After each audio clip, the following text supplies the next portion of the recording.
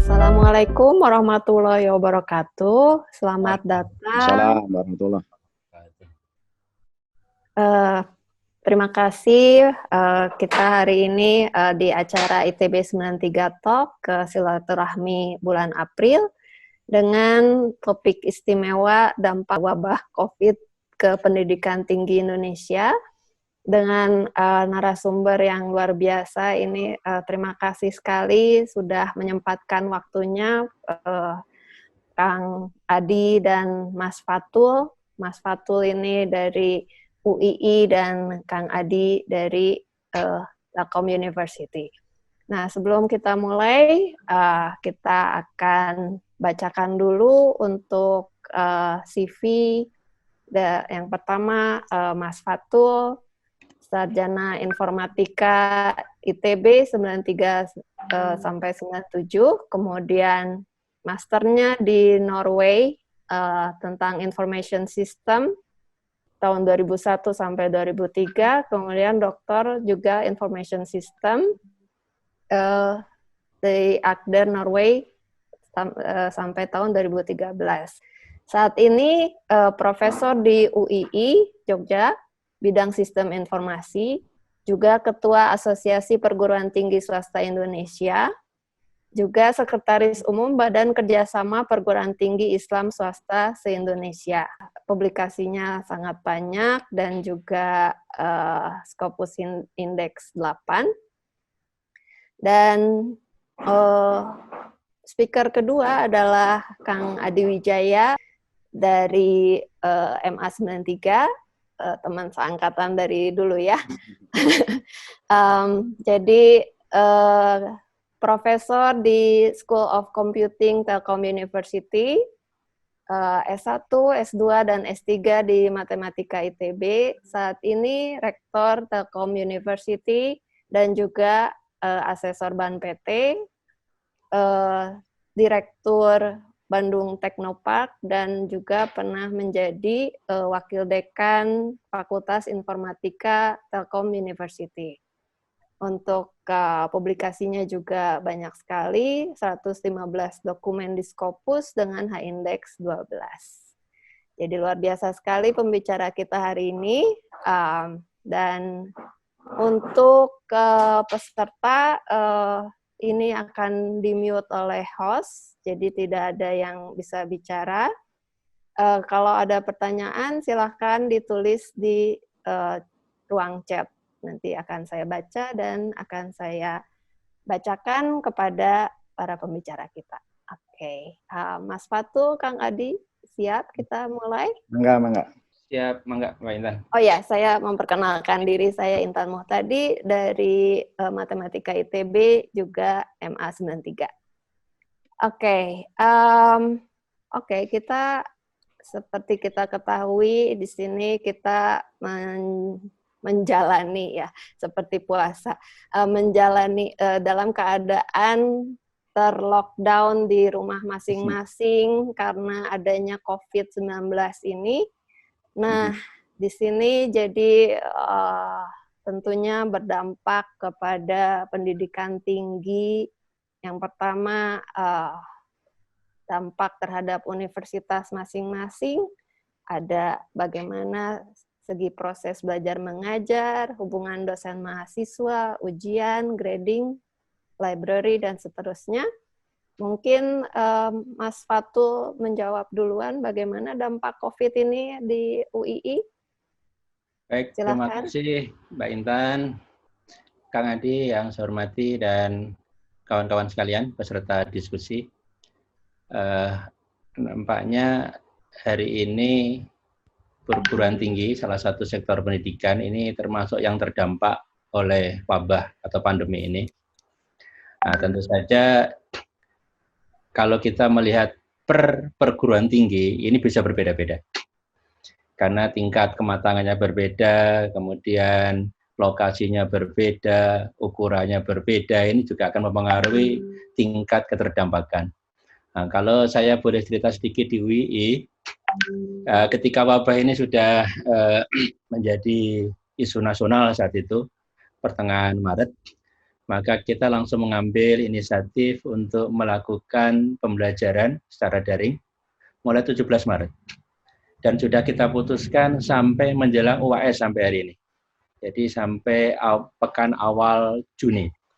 Tetapi kita masih pantau apakah nanti waktu ketika UAS bisa masuk atau tidak. Ketika tidak juga nampaknya akan kita cari alternatif lain, termasuk memperpanjang masa pembelajaran daring. Nah, pembelajaran ini mulai dari kuliah, pembimbingan, dan yang lain-lain. Nah, kemudian yang kedua, waktu itu masuk kantor masih mungkin, secara terbatas. Tapi kemudian kita juga putuskan KDR, kerja dari rumah, dan sudah kita putuskan juga sampai awal Juni. Nah, sehingga itu mengubah semua pola kerja. Mulai dari hubungan dengan mahasiswa, mulai dari yang paling kecil lah, bimbingan, kemudian ujian, koordinasi jurusan, koordinasi kantor, proses-proses bisnis lain di perguruan tinggi semuanya berubah. Nah, yang tidak kalah penting adalah bagaimana kesejahteraan mahasiswa, dosen, dan tenaga pendidikan tetap kita pantau. Sehingga kita misalnya juga memberikan layanan konsultasi psikologis, konsultasi kesehatan, dan lain-lain. Itu menjadi penting. Nah, karena tanpa itu nampaknya produktivitas juga akan dipertanyakan. Nah, ada hal yang mungkin di awal-awal itu belum terpikirkan, karena di awal orang fokusnya ke dampak kesehatan, ternyata setelah berjalan lama dampaknya di kemana-mana.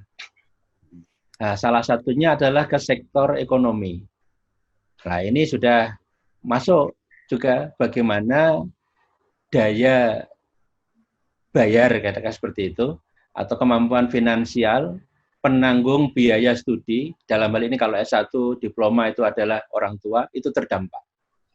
Nah, sehingga kami pun juga melakukan beberapa inisiatif, termasuk mengakses dampak terhadap mata pencaharian orang tua. Kita juga kasih bantuan tergantung tingkat keterdampakannya. Kita juga komunikasi dengan telco provider untuk memberikan layanan internet gratis di bulan pertama. Tetapi di bulan kedua kita ganti pendekatannya dengan memberikan bantuan biaya koneksi internet misalnya. Kenapa? Karena setelah kita pantau ternyata mahasiswa UI itu yang jumlahnya lebih dari 27.000 itu, 71% itu sudah pulang kampung atau mudik ya. Nah, sudah tidak di Jogja. Nah, padahal koneksi internetnya beragam. Kita pantau yang punya koneksi baik itu hanya 30%. Sisanya itu sedang atau bahkan buruk. Nah, sehingga kita akhirnya selalu melakukan pemantauan bagaimana mencari ukuran yang pas dalam memberikan pembelajaran. Artinya apa? Konsep-konsep normatif terstandar itu tidak selalu bisa kita jalankan. Kenapa? Misalnya, kita memilih pendekatan sinkron, beda tempat, satu waktu. Ternyata di sana koneksinya bermasalah. Nah, kalau itu kita paksakan, kasihan mahasiswanya misalnya. Nah, kita akhirnya apa? Dalam beberapa pekan terakhir ini mencari formula yang tepat. Dan itu pun bisa jadi berbeda untuk setiap kelas, untuk setiap prodi, untuk setiap fakultas. Itu kira-kira untuk pengantarnya, Mbak Intan. Oke, terima kasih Mas Fatu. Sekarang silakan Kang Adi. Terima kasih Mbak Intan. Jadi seperti halnya di UII, Telkom University kapasitasnya tidak jauh berbeda. Jadi mahasiswa kami ada sekitar 26-27 ribu. Biasanya sih 30.000, cuma memang karena sudah wisuda satu kali, akhirnya memang tinggal 26-27.000. Dan sekarang termasuk dampaknya adalah pada saat harusnya di bulan Maret itu dilaksanakan wisuda. Namun demikian, karena memang ada pandemi COVID-19 ini, kami tidak mau ambil resiko. Resiko itu bukan berarti pada TLU-nya, justru pada sivitas akademika yang akan, termasuk orang tua yang akan melaksanakan wisuda. Jadi wisuda itu kami tunda. Kami tunda disatukan dengan yang nanti periode bulan Agustus. Ada sekitar 1.500 wisudawan saat itu. Kami menetapkan masa pandemi ini atau work from home dan studi from home ini sejak hampir sama lah, sekitar tanggal 16 Maret, dan kemudian berlaku sampai tanggal 29, sesuai dengan apa yang ditetapkan oleh BNPB. Jadi selama ini semua mahasiswa itu melakukan proses pembelajaran daring, dan kemudian apabila ada sidang dan seterusnya, itu tetap harus berjalan, dilaksanakan dengan daring juga. Namun demikian memang ada sedikit perbedaan yang mencolok, yang dirasakan sekali pada saat saya ke kampus. Biasanya itu ramai, sekarang jadi sepi. Mahasiswa pun di asrama itu biasanya sekitar 7.000, itu kapasitas asrama ada 7.000, namun sekarang hanya tinggal puluhan. Terkait dengan pandemi ini kami juga mewanti-wanti, tidak hanya mewanti-wanti, tapi kami juga menjamin bagaimana makanan dan kesehatan. Kebetulan memang ada semacam klinik, Telkomedika namanya kalau di kampus, nah itu adalah selalu buka setiap hari, dan kemudian kami menjamin dari sisi suplai makanan. Jadi teman-teman yang ada di asrama, terutama biasanya mereka yang di tempat daerah asalnya pun sedang terjangkit pandemi, jadi sama orang tuanya malah dilarang pulang nanti saja, seperti itu.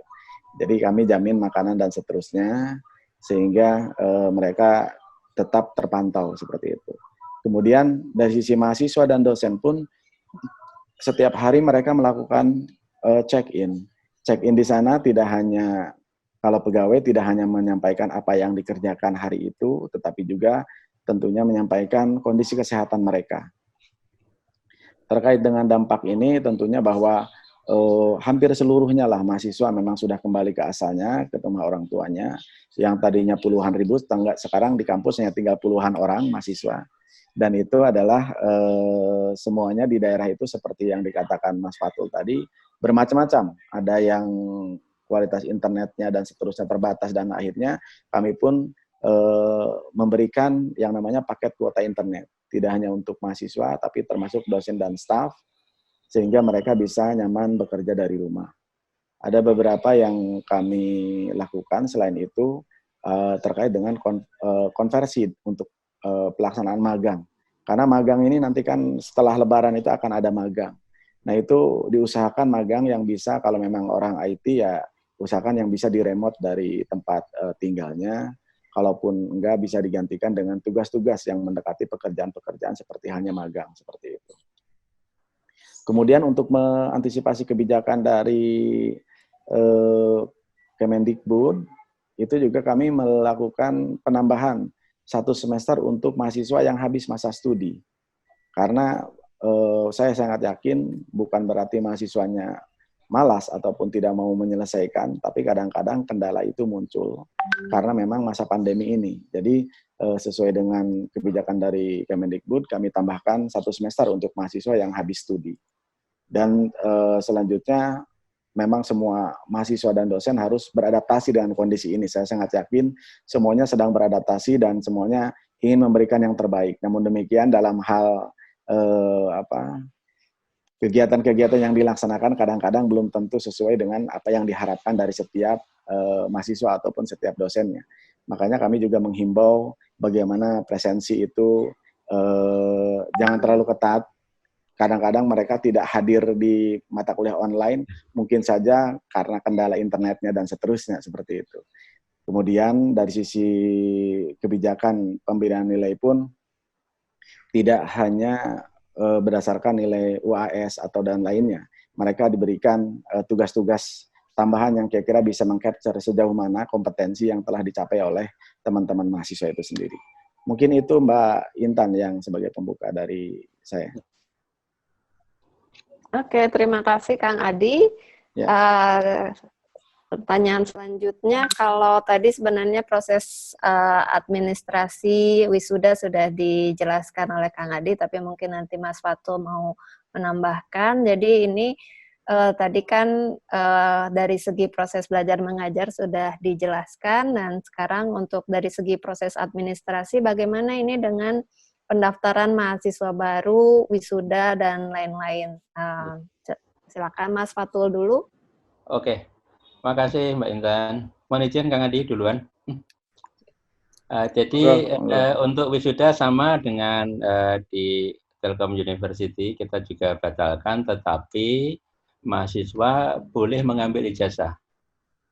Dan untuk itu kita siapkan sistem untuk janjian dengan menjaga jarak fisik tetap, dengan menjaga kerumunan, dan kita juga koordinasi dengan polsek setempat. Dikawal terus itu.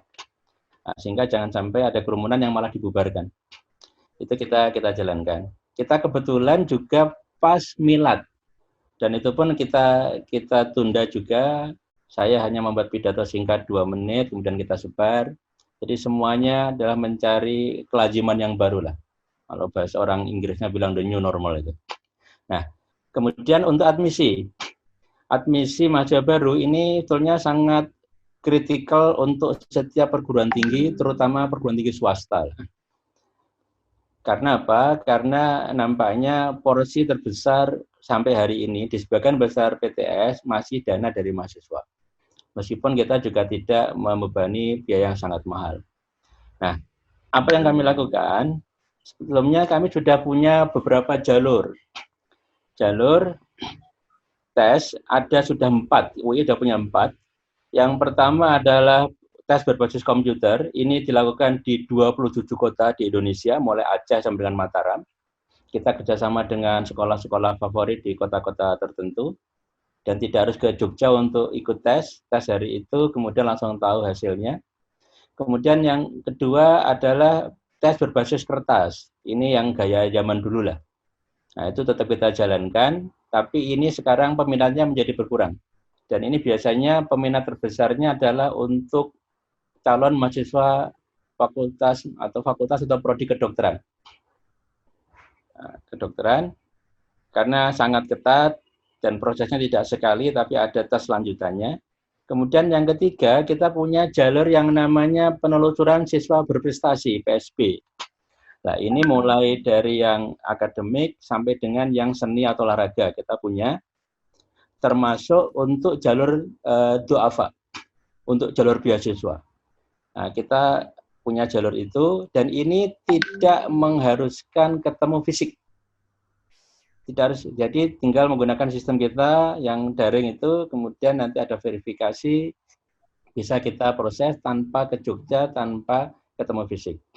Tetapi itu akan kita permudah lagi, nanti yang 2 terakhir. Kemudian yang keempat, kita punya jalur untuk penghafal Al-Quran. Setiap tahun pendaftarnya sekitar 250 sampai 300, yang kita terima sekitar 100-an lah. Itu yang kita berikan beasiswa juga, kita punya pondok pesantren. Kemudian yang 2 terakhir ini yang kita siapkan di masa pandemi. Yang pertama adalah jalur siber, seleksi berbasis rapor. Nah, biar agak keren dikit namanya siber gitu ya. Nah, ini adalah untuk jalur yang sekarang menjadi jalan tol, karena hampir semuanya bisa ikut. Nah, dan kita pantau tiap hari dengan dashboard yang kita punya, nampaknya cukup menarik. Dan ini langsung mengunggah rapor, nilainya dimasukkan, kita sudah punya grade-nya, kita punya klasifikasi sekolah, kemudian langsung tahu hasilnya saat itu juga.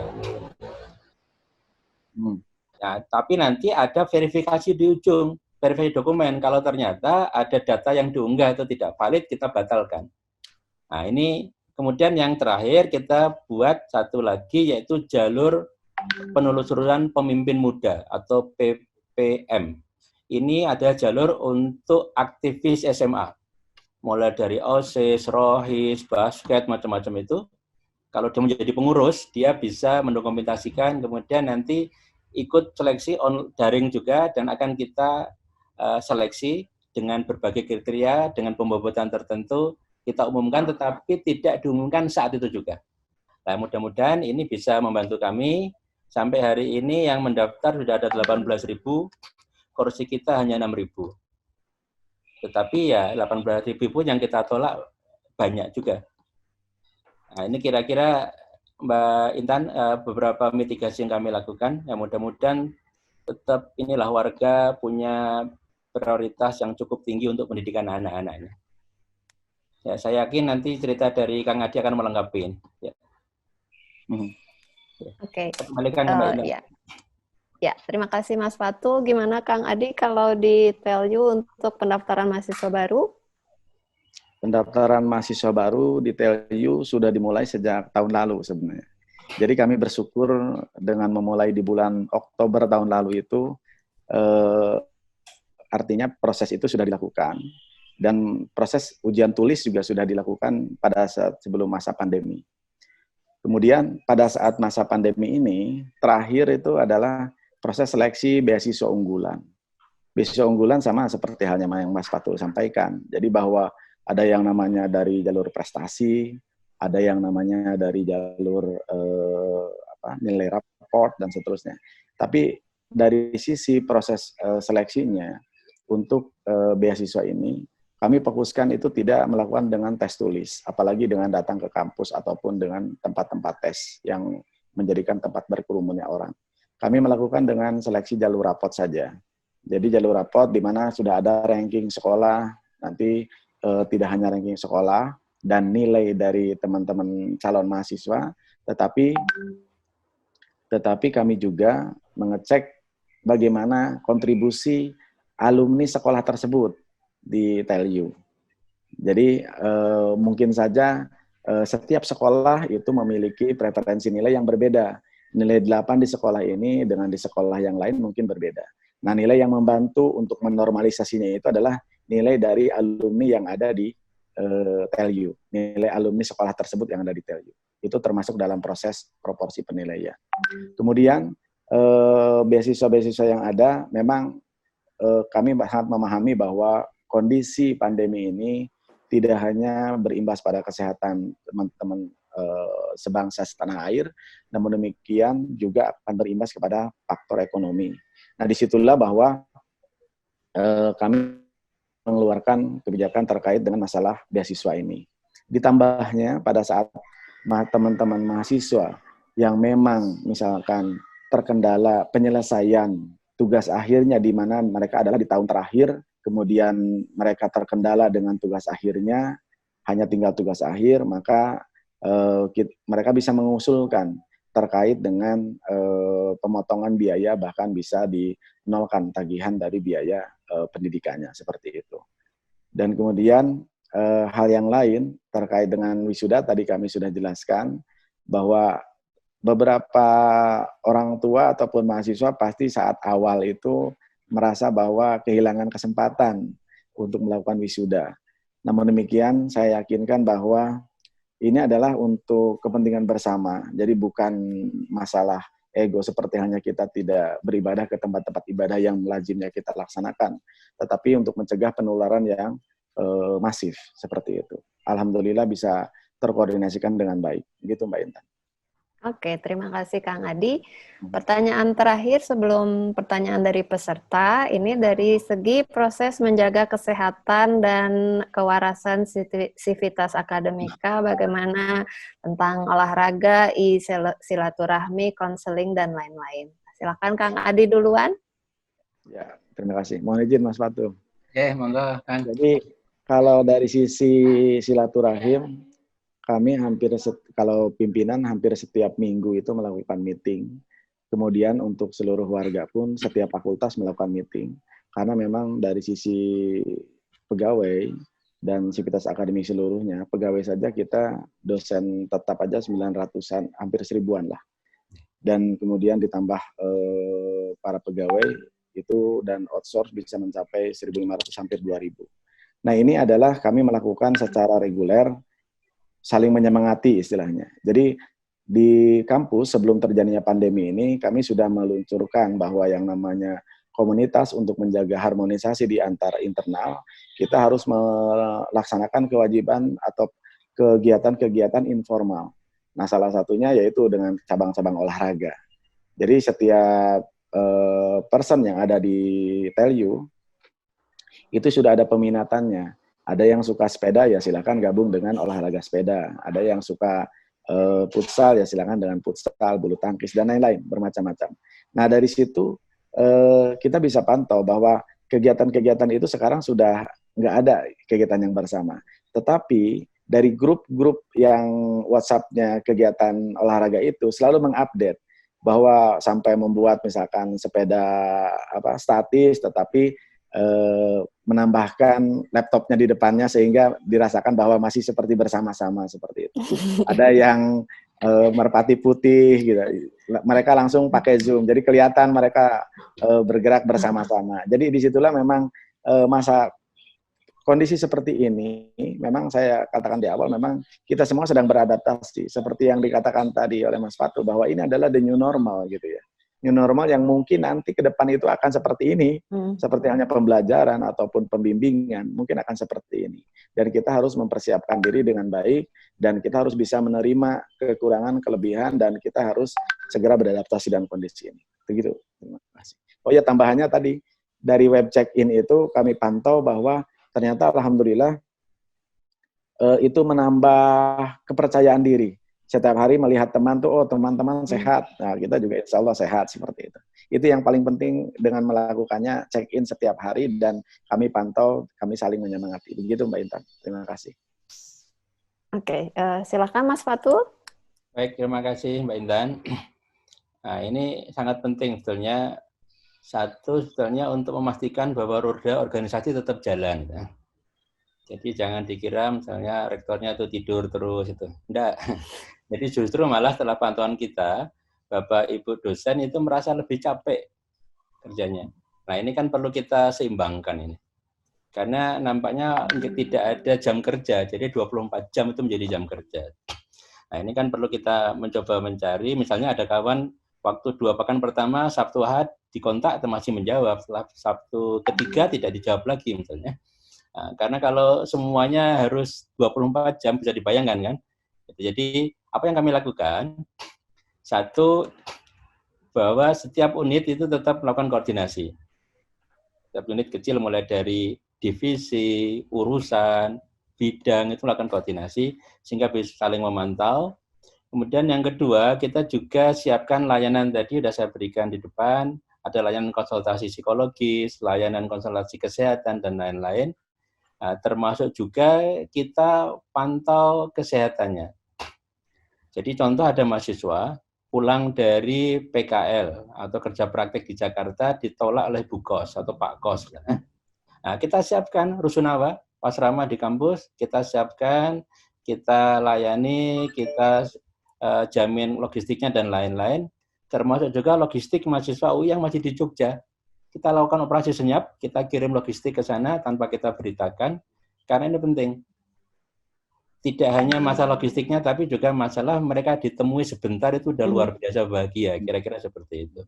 Nah, pengajian juga masih rutin di tiap prodi, di unit-unit, nah, sehingga itu menjadi pelipur lara gitu, penjaga semangat, yang dalam posisi seperti ini, dalam situasi seperti ini sangat-sangat diperlukan.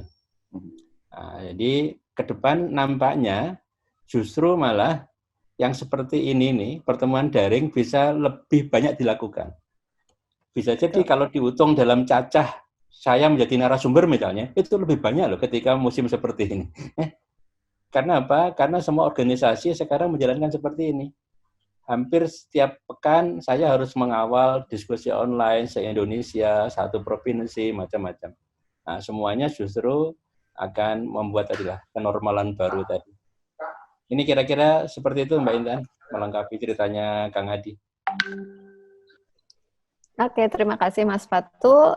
Jadi sekarang kita, kalau bisa kita simpulkan, berarti di sini kita memang ke arah new normal, di mana dalam semua bidang, baik dalam pembelajaran ataupun komunikasi, dan juga usaha untuk membuat tetap sehat, ini semua dilakukan secara daring. Sekarang kita akan masuk ke sesi pertanyaan. Yang pertama, pertanyaan dari Kang atau Mas Tata Ali Taufik yang menanyakan tentang untuk ujian UTS atau UAS. Kreativitas apa yang dilakukan kampus untuk tetap bisa menjaga kualitas gitu. Jadi seperti kita tahu kalau kita lakukan ujian kita tidak bisa, ya kadang bisa dipantau tapi kadang juga kita tidak tahu apakah benar yang mengerjakan mahasiswa yang bersangkutan, apakah ada bantuan dan seterusnya. Ini bagaimana? Silahkan Kang Adi dulu. Terima kasih. Jadi untuk ujian otomatis kita tidak bisa laksanakan seperti biasa. Di kampus otomatis karena memang lockdown dan seterusnya PSBB. Pada saat ini ujian, kebetulan kami memang minggu depan itu sudah mulai UAS. Dan UAS itu sampai pertengahan Mei akan dilaksanakan. Namun demikian, kami sudah bersepakat dengan teman-teman dosen. Jadi ujian itu adalah dalam bentuk penugasan. Tugas kepada mahasiswa, dan kemudian bagaimana untuk mengecek apakah memang tugas itu dikerjakan sendiri atau tidak. Maka itu adalah ada tambahan seharusnya dalam bentuk pertemuan langsung atau online untuk mengklarifikasi. Dan dari situ kita sangat yakin bahwa dengan proses klarifikasi tersebut secara online, secara langsung terhadap mahasiswa bersangkutan, kita bisa yakin bahwa itu adalah tugas dikerjakan sendiri dan seterusnya. Itu di luar dari peralatan-peralatan atau software-software yang untuk bisa mengecek plagiarisme, seperti itu. Tapi yang lebih penting dari itu, kita perlu jamin bahwa mereka telah berhasil mencapai seluruh kompetensi yang dipersyaratkan untuk lulus dari mata kuliah tersebut. Dan insya Allah, saya sangat yakin dengan pendekatan apapun, dengan metode apapun, yang paling penting adalah dari sisi kesiapan mahasiswa dan motivasi mahasiswa, memang kuliah itu adalah bukan untuk mencari nilai. Tetapi insya Allah mereka, saya sangat yakin bahwa mereka adalah ingin bisa. Karena semuanya sudah paham bahwa sampai di state bahwa Google, Apple, dan lain-lain tidak perlu yang namanya ijazah. Dan yang paling penting adalah kemampuan. Saya yakin mahasiswa pun sudah pada dewasa dan insya Allah bisa mengikuti prosedur yang telah kita tetapkan. Begitu Mbak Intan. Oke, silakan Mas Fatul. Ya, terima kasih Mbak Intan. Sebagian besar mirip dengan yang disampaikan oleh Kang Adi. Jadi kita tetap ada ujian terjadwal. Itu supaya tidak bentrok antar mata kuliah saja. Tetapi bentuk ujiannya adalah ujian bawa pulang. Kira-kira gitu dulu, take home exam. Nah, sehingga waktunya tidak hanya waktu yang 90 menit atau 120 menit itu. Tapi dikasih waktu tambahan, misalnya ada yang sehari, ada yang 2 hari, tergantung dari penugasan yang diberikan. Nah, kita juga aktifkan misalnya cek plagiarisme dan lain kita aktifkan, dan setiap dosen punya cara masing-masing untuk memastikan bahwa mahasiswa yang bersangkutanlah yang mengerjakan tugas yang diberikan. Nah, sehingga meskipun kondisinya tidak normal, tapi insya Allah kita masih tetap mencoba memberikan sebaik mungkin, yang terbaik, yang paling mungkin kita lakukan untuk menyampaikan atau meningkatkan kapasitas atau kompetensi dari mahasiswa. Nah, memang tidak selalu mudah. Sebagai contoh misalnya praktikum, itu kan juga memang perlu mencari strategi yang lain ini. Nah, sehingga kita cadangkan waktu. Mudah-mudahan kalau kita berdoa semuanya ikhtiar bareng-bareng, katakanlah nanti sebelum ujian akhir, kebetulan di UI ini mulai tahun akademinya agak berbeda dengan Telkom University, nah, masih ada waktu untuk menambal bolong tadi. Nah, karena tidak semuanya bisa dengan online. Meskipun demikian ya, kalau nanti terpaksa misalnya belajar dari rumah ini diperpanjang, ya kita perlu memutar otak juga. Bagaimana di kondisi yang sangat tidak mendukung itu kita berikan atau kita mencoba mencari yang paling mungkin. Ini bukan the best, tapi the possible best. Kira-kira gitu Mbak Intan. Oke. Pertanyaan berikutnya kebetulan dari Kang atau Mas Arief ini berkaitan juga dengan pertanyaan Mbak Ama Suyanto. Pertama, bagaimana dengan pembiayaan operasional kampus? Apakah ada pos yang dipotong atau yang baru prosedurnya apakah ada yang berubah, bagaimana arah kebijakan PT ke depan gitu dengan adanya daring ini. Ya, silahkan siapa duluan, Mas Fatul atau Kang Adi duluan? Gantian ya. Oh, silakan. Makasih Mbak Intan. Jadi dampak langsung ke perguruan tinggi terkait dengan penerimaan itu dipicu dari kapasitas finansial penanggung biaya pendidikan mahasiswa, kira-kira gitu. Jadi ketika orang tua ter-PHK, orang tua terdampak usahanya, maka kapasitas finansialnya berkurang. Nah, sehingga implikasinya adalah persentase mahasiswa yang membayar uang pendidikan atau uang kuliah tepat waktu itu berkurang. Itu sudah kita masukkan dalam skenario. Sehingga ketika sebulan yang lalu kita melakukan kerja di rumah, kemudian kita juga melakukan prediksi, kita sudah simulasi. Kalau kondisi terburuk itu kita bisa bertahan sampai kapan, kalau kondisi normal sampai kapan, kalau tidak ada masalah, kalau sedang kita sampai kapan. Nah, kemudian apa yang kita lakukan untuk memperpanjang usia itu ada banyak. Pertama adalah membatalkan beberapa program yang memang tidak mungkin dilakukan atau program-program tersier. Itu kita batalkan, kemudian kita realokasikan ke program-program atau pos-pos anggaran yang itu wajib. Contoh wajib itu adalah gaji dan tunjangan. Belanja pegawai itu wajib. Kalau dipotong yang teriak banyak. Tapi kalau beli buku perpustakaan itu nggak ada yang teriak, misalnya gitu. Nah, jadi kita mencoba mencari yang bisa kita realokasi. Kemudian yang lain adalah tentu saja untuk tertib administrasi ada update budget dan lainnya kita ikuti dan semuanya bisa kita lakukan secara daring karena UI menggunakan SAP untuk keuangannya. Kemudian yang lain adalah memangkas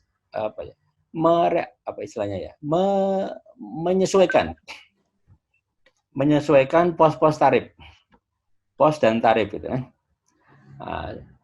Pos dan tarif yang itu sebisa mungkin menambah nafas kita untuk jangka panjang.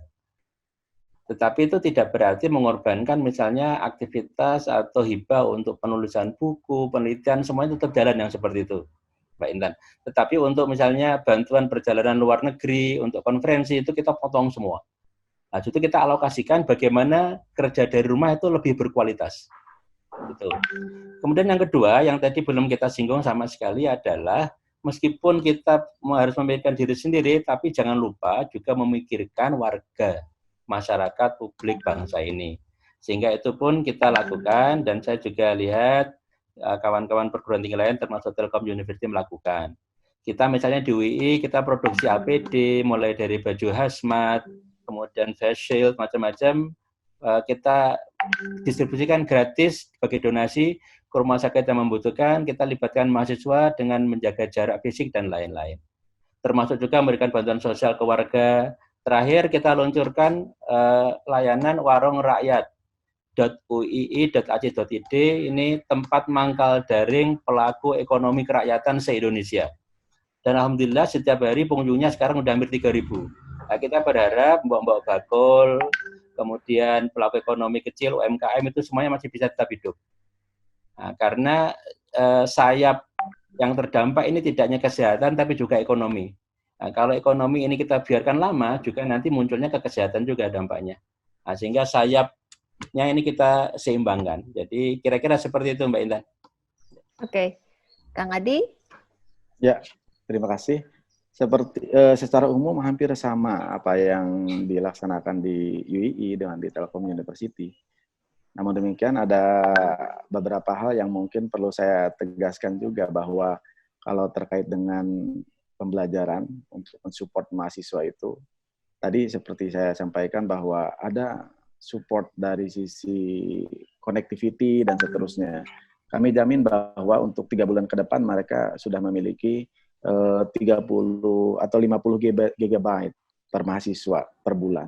Itu salah satu untuk menjamin bahwa mereka bisa menggunakan itu, semoga bisa dimanfaatkan dengan baik lah, sebaik-baiknya untuk mencapai kompetensi dalam pembelajarannya.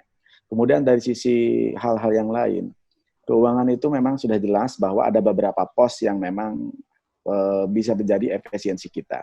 Dan pada masa pandemi ini, pemanfaatannya bisa istilahnya ada perubahan mata anggaran.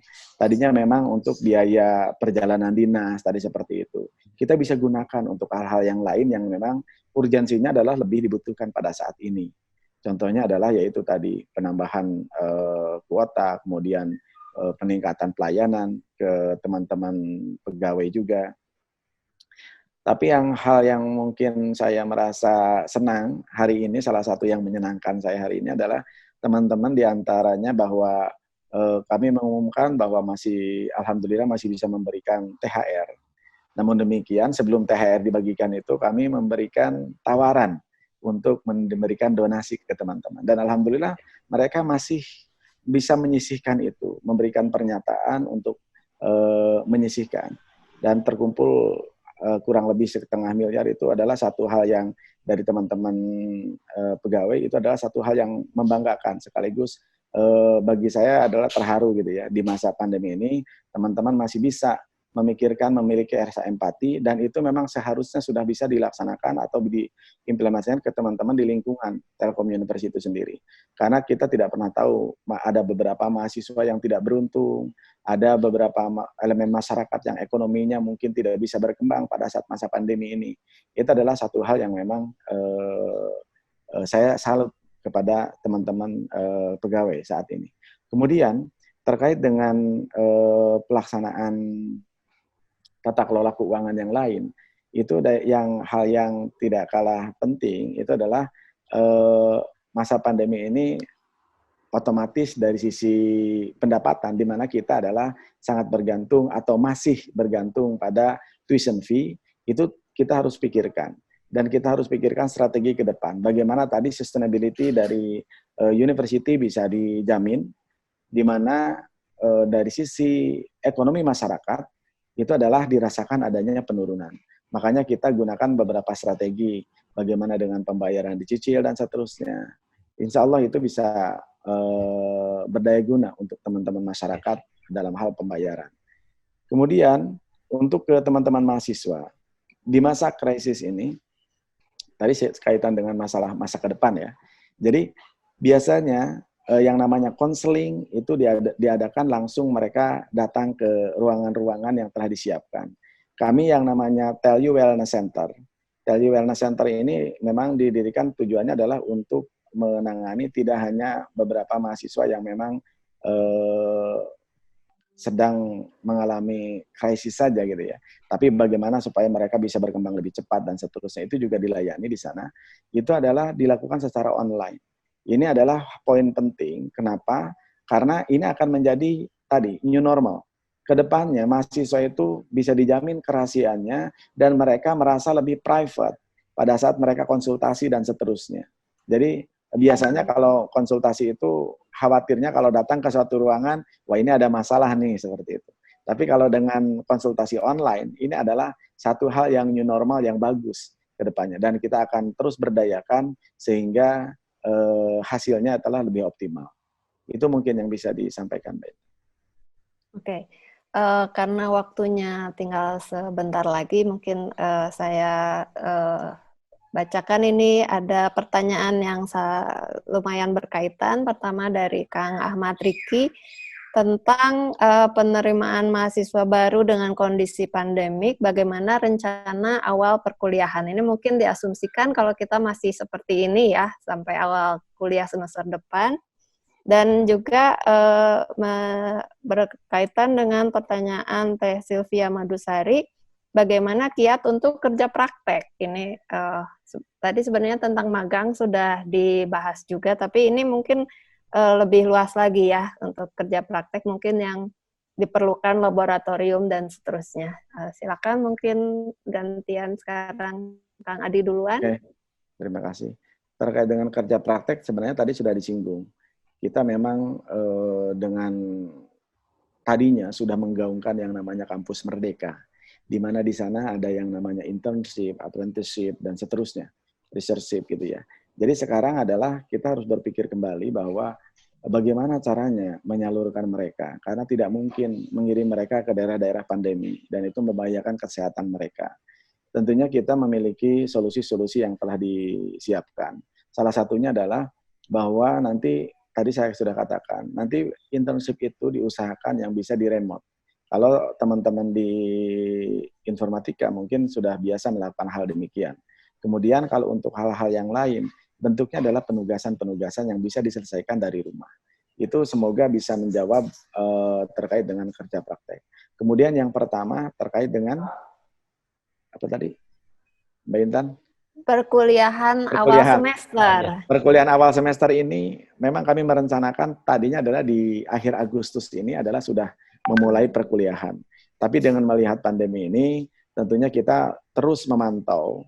Begitu ada kabar baik bahwa insya Allah Juni usai pandemi ini, ya alhamdulillah. Tetapi walau bagaimanapun kita harus tetap antisipasi.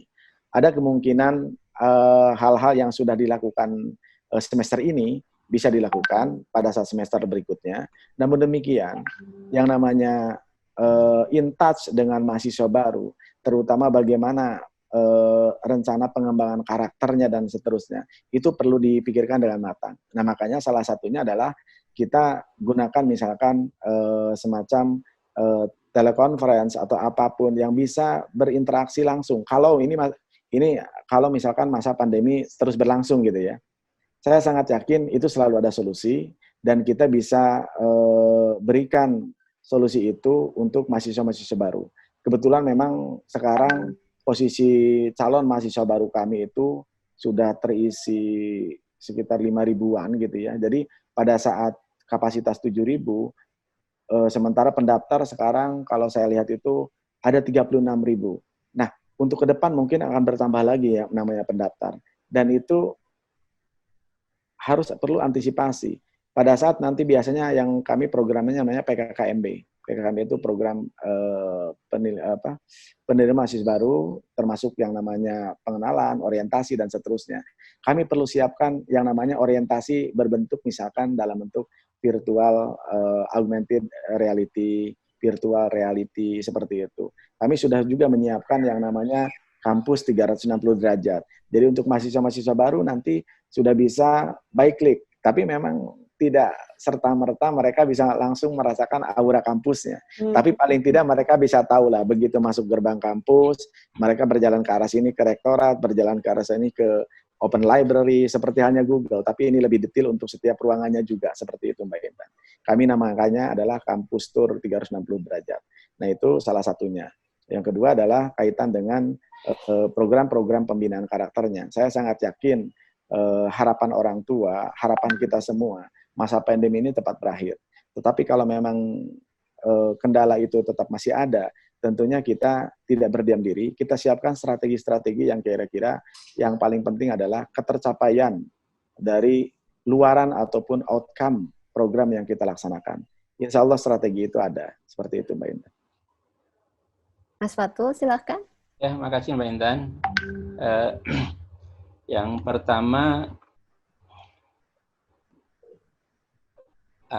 sejak sepekan yang lalu kami melakukan rapat lengkap dengan semua kaprodi dan kita sepakati untuk kasus-kasus tertentu, misalnya mahasiswa yang tinggal sedikit saja penelitiannya, kalau ditunda sebulan misalnya materialnya rusak, preparatnya rusak dan lain-lain, kita izinkan untuk menggunakan fasilitas lab, tetapi dengan protokol yang sangat ketat.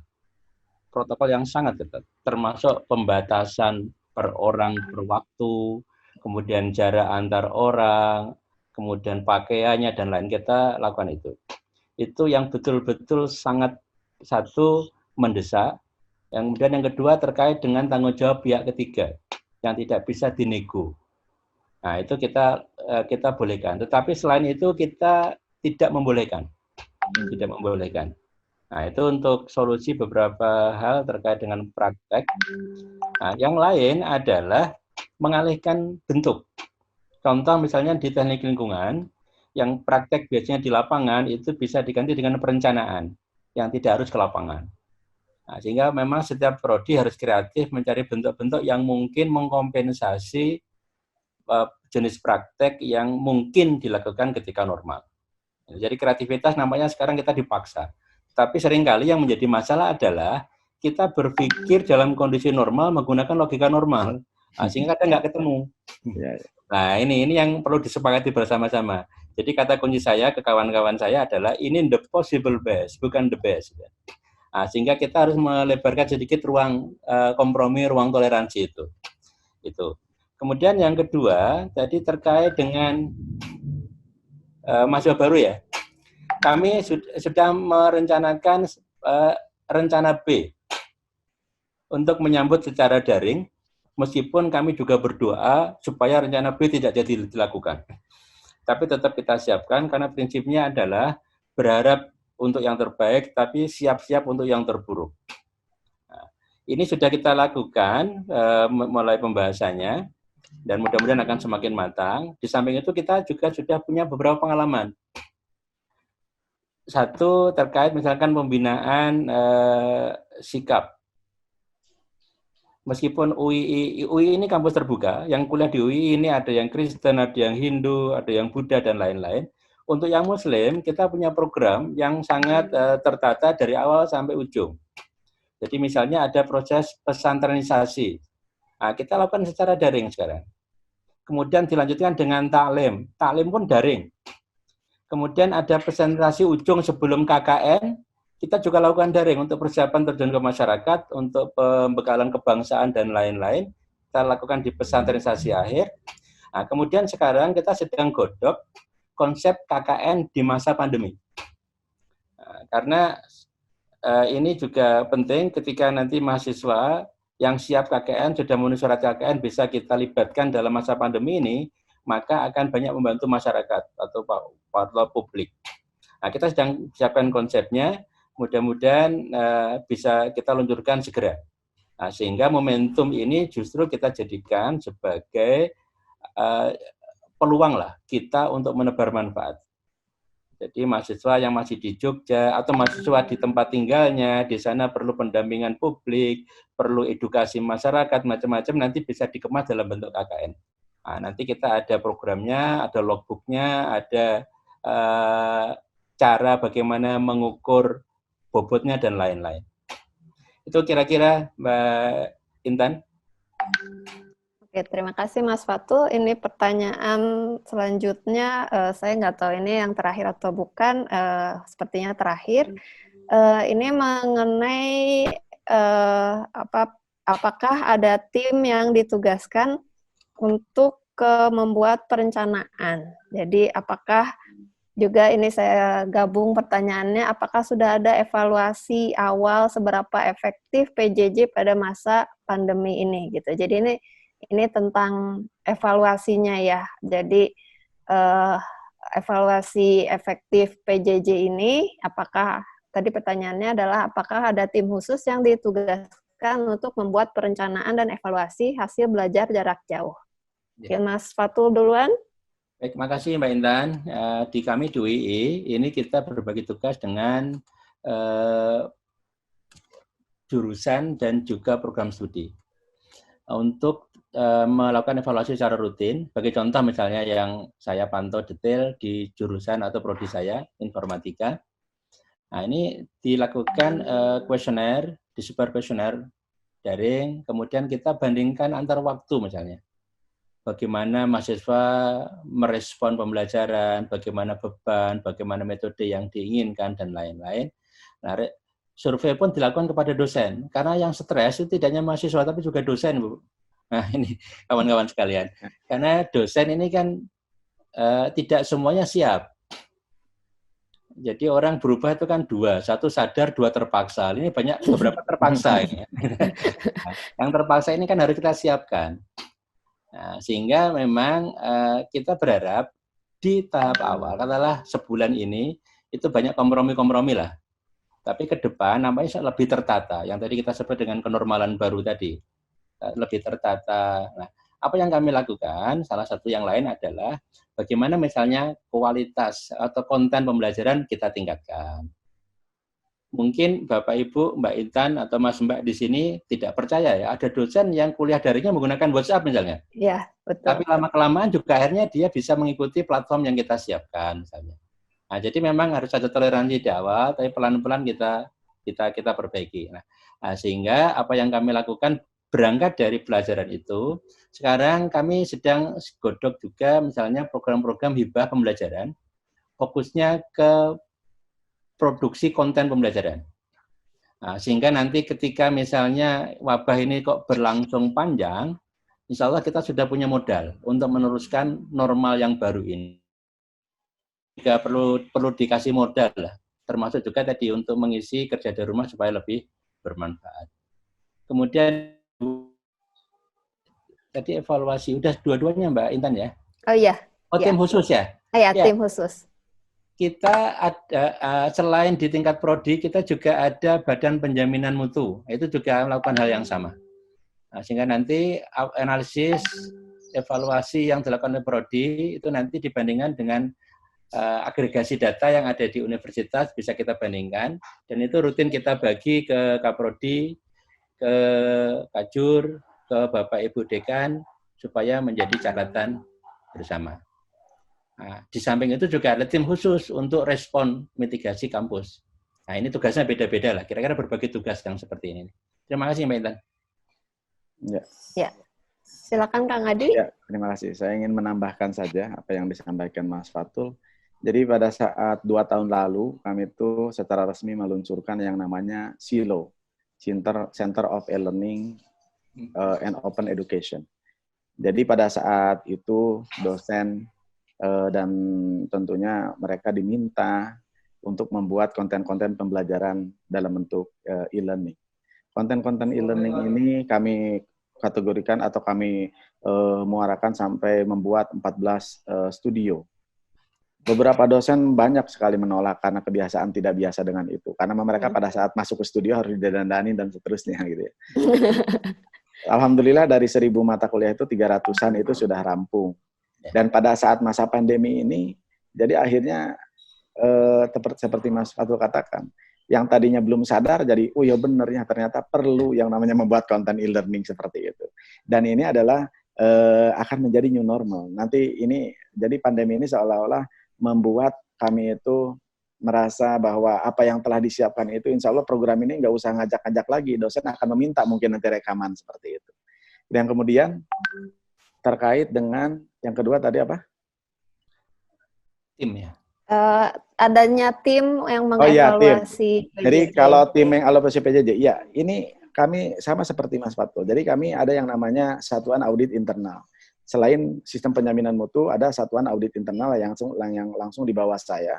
Itu adalah menyiapkan, kalau biasa kita lakukan evaluasi dosen oleh mahasiswa, kemudian kepuasan dosen sendiri, kepuasan mahasiswa sendiri. Itu adalah poin-poinnya, parameternya adalah yang biasa. Namun pada saat pandemi ini, pada saat pembelajaran jarak jauh, di mana tidak hanya program ini, ada beberapa kelas PJJ yang sudah kami jalankan. Tentunya itu adalah membuat kami menyiapkan yang namanya kuesioner itu, parameter-parameternya sudah disesuaikan. Seberapa berat penugasan yang diberikan, seberapa banyak sinkronis yang dilakukan, seberapa banyak interaksi antara dosen mahasiswa yang dilakukan secara online, itu kami ukur. Dan itulah saya sangat yakin bahwa dari hasil pengukuran itu, ini adalah merupakan cikal bakal atau modal awal untuk melakukan continuous quality improvement.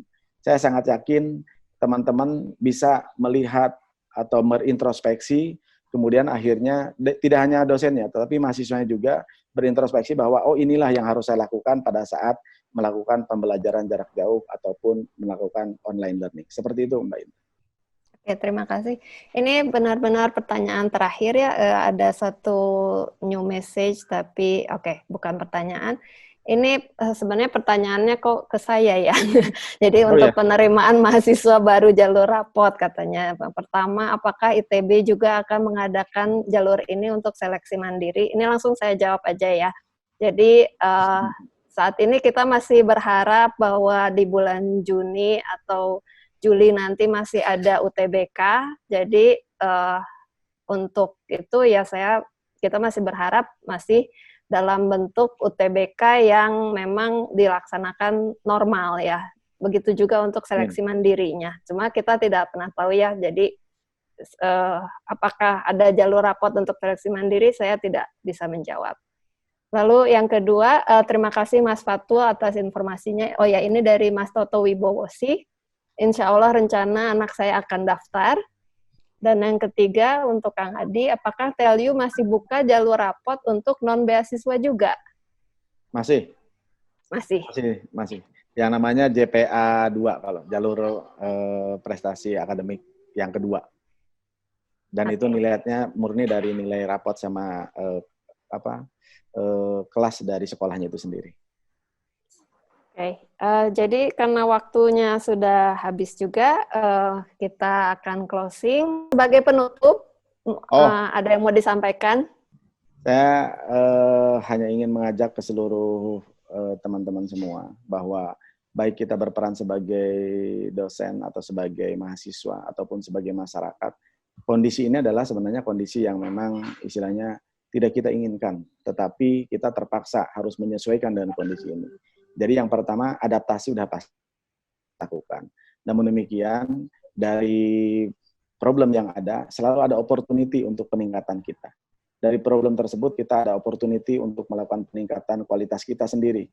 Kalau misalkan anak-anak jadi belajar di rumah, berarti orang tua jadi ikut bertransformasi. Bagaimana mengajari anaknya secara langsung, melihat pribadi anaknya secara langsung, tidak hanya mengandalkan kegiatan-kegiatan di sekolah ataupun di kampus. Jadi tadi poin pertama adalah marilah kita beradaptasi dengan baik dan teruslah memberikan yang terbaik, tidak hanya untuk diri sendiri, tentunya untuk lingkungan. Karena memang kalau kita bisa memberikan yang terbaik, bisa bermanfaat untuk yang lain, insya Allah yang Maha Kuasa yang tidak pernah tidur yang akan memberikan yang terbaik untuk kita.